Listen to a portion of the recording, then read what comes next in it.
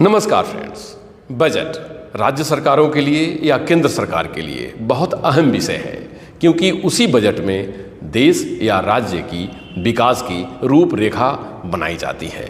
तो इस बार बजट में अनेक लोगों से सलाह लिए जा रहे हैं, या केंद्र सरकार हो या राज्य सरकारें हों, बजट अपने आप में पूर्ण हो, लोगों के हित के लिए बने, राज्य और राष्ट्र के हित के लिए बने, इन बातों पर खास ध्यान रखा जाता है।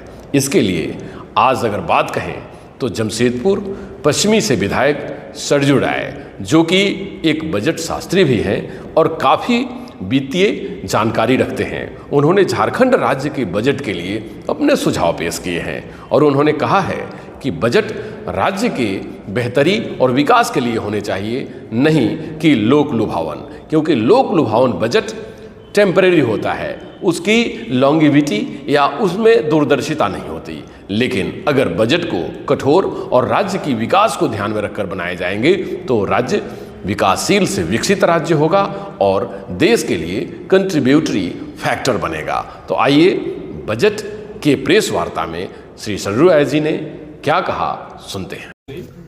वित्तीय सहायता का लाभ प्रशासन लचर होने के कारण से राज्य नहीं उठा पा रहा है। तो बजट में विशेषज्ञ समूहों से बात करिए, उद्योगपतियों से बात करिए,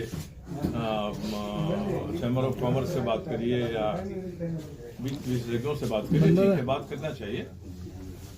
मगर सबसे पहले तो इस सरकार के वित्त मंत्री जी को अपने विभागों से बात करना चाहिए कि भैया आपको जो पैसा हम दे रहे हैं वो पैसा क्यों नहीं खर्च कर पा रहे हैं।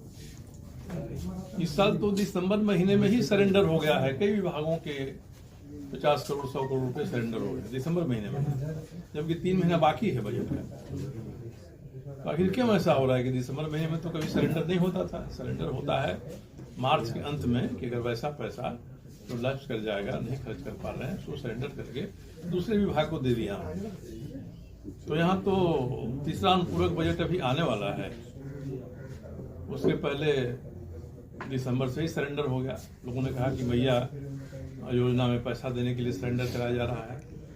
तो जो भी होगा, जब ऐसा सरेंडर होगा तो इसका जो मैचिंग ग्रांट होगा भारत सरकार का, वो तो आपको नहीं मिलेगा। तो इसलिए राज्य की वित्तीय व्यवस्था सुदृढ़ हो और राज्य का प्रशासन तंत्र इफेक्टिव हो, प्रभावशाली हो, ये अगर नहीं करेंगे सरकार, इसलिए दूसरों से सलाह करने के बदले अपने विभाग के, अपनी सरकार के विभिन्न विभागों के मंत्रियों से, सचिवों से हमारे वित्त मंत्री जी को परामर्श करना चाहिए। भाई आप पिछले 5 साल में आपको इसी साल इतना पैसा दिया गया, वो पैसा खर्च क्यों नहीं हो पाया, केंद्रीय सहायता का अंश क्यों नहीं जुट पाया, और खर्च पैसा हुआ भी तो खर्च करने पैसे के खर्च होने का प्रभाव क्या दिखाई पड़ रहा है। 5 साल में कोई उद्योग लगा नहीं है, एक भी उद्योग नहीं लगा। और जो कहा जा रहा है कि 4 खदानें चालू होंगी, वो सरकार के प्रयास से नहीं चालू हो रही है। तो भारत सरकार ने जो नीलामी में दिया है वो खदानें चालू हो रही हैं। 5 साल से यहाँ के लौह अयस्क खदानों के मुहाने पर मुझे लगता है कि 3,500-4,000 करोड़ रुपए का लौह अयस्क पड़ा हुआ है, उसको बेच नहीं सके, क्योंकि 31 मार्च 2020 को जो नॉन कैप्टिव माइंस हैं उनका अब जो भी उनका लाइसेंस है वो खत्म हो गया। तो जितनी माइंस सरकार की हैं यहाँ, उनको नीलाम करना है। पहले कर दिया था, दे दिया था, वो खत्म हो गया।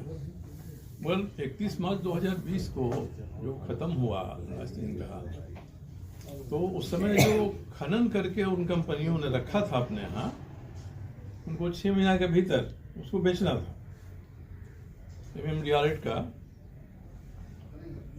कानून के हिसाब से। और वो 6 महीने में नहीं बेच सकेंगे तो वो राज्य सरकार का हो जाएगा, राज्य सरकार उसको नीलाम करेगी। तो राज्य की सरकार ने उन कंपनियों को भी, खनन कंपनियों को भी बेचने नहीं दिया, उनको अनुमति नहीं दिया, और अपने भी आज तक नहीं बेचा। तो इतना बड़ा संसाधन पड़ा हुआ है, कोई नई माइन शुरू नहीं हो पाएगी।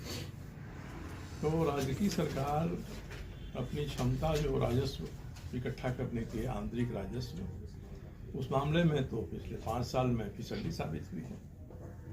तो वित्त मंत्री जी को तो अब अपार बहुमत आ गया, तब भी आपको देखना चाहिए कि इस साल हम जरा नकेल कसे विभागों की, और जो हमने लोकप्रिय योजनाएं हम ला चुके हैं उनका प्रतिकूल प्रभाव अर्थव्यवस्था पर न हो, इसके लिए भी थोड़ा कड़ाई से पेश आना चाहिए, तभी राज्य की आर्थिक स्थिति मजबूत होगी।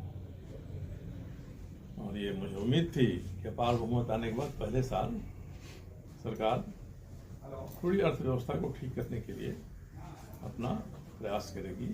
दिखाई नहीं पड़ रहा है इसका लंबी दूरी तक, लंबे समय तक इसका कोई प्रभाव पड़ेगा। ये तो बजट सत्र आ रहा है विधानसभा का समय, हम लोग तो निर्दलीय हैं थे तब भी, या तो जनता दल के एक सदस्य हैं तो स्पीकर साहब बांट देते हैं सदस्य संख्या के हिसाब से, भाजपा को इतना मिलेगा, कांग्रेस को इतना मिनट मिलेगा, जेएमएम को इतना मिनट मिलेगा। जब हम लोगों की बात आती है तो जनता दलियों को 1 मिनट मिलेगा, निर्दलीय को 1 मिनट मिलेगा बोलने का, होता है मंथन ऐसे, ये रिकॉर्ड की चीज़ है। विधानसभा में स्पीकर जब भी दूसरी पाली शुरू होती है तो बताते हैं कि भाई हमको 2 घंटे का 2.5 घंटे का समय है, इसमें सबको बुलवाना है, तो जितनी सदस्य संख्या है उसके अनुपात में मिलता है। हम लोग तो 1 मिनट मिलता है समय, तो हम लोग तो किसी न किसी रूप में बातों को सब उठाकर, समस्याओं को उठाकर अपना स्थान बना लेते हैं। मगर ये विषय हम लोग बजट पर विस्तार से नहीं रख सकेंगे विधानसभा में, बाहर रखना पड़ेगा। इसलिए मैं बाहर रख रहा हूँ आपके सामने कि राज्य सरकार इस बार बजट को ऐसा कसे कि राज्य की अर्थव्यवस्था मजबूत हो। और मैं एक भी सलाह दूंगा कि अगर झारखंड की अर्थव्यवस्था को मजबूत करना है तो केंद्र सरकार से संघर्ष की स्थिति बनाकर आप मजबूत नहीं कर सकते हैं। केंद्र सरकार के साथ समन्वय की स्थिति बनानी होगी। मेरी सलाह होगी वित्त मंत्री को और मुख्यमंत्री को कि केंद्र सरकार से तलवार उठाकर लड़ने से राज्य की व्यवस्था मजबूत होगी। और दूसरा कि जो भी केंद्र से हम करें कि 1 करोड़ 36 लाख या इतना है बकाया है, तो इसका जरा जनता के सामने तो इसका विस्तृत ब्यौरा दे देना चाहिए कि आपने जो बकाया जोड़ा है आप केंद्र के सामने रखेंगे तो केंद्र की सरकार तो आपके प्रस्ताव की समीक्षा करेगी। ऐसा नहीं कि आपने जितना कह दिया उतना दे दे। राज्य की जनता केवल 1,36,000 करोड़ ही जानती है किस मद में कितना है।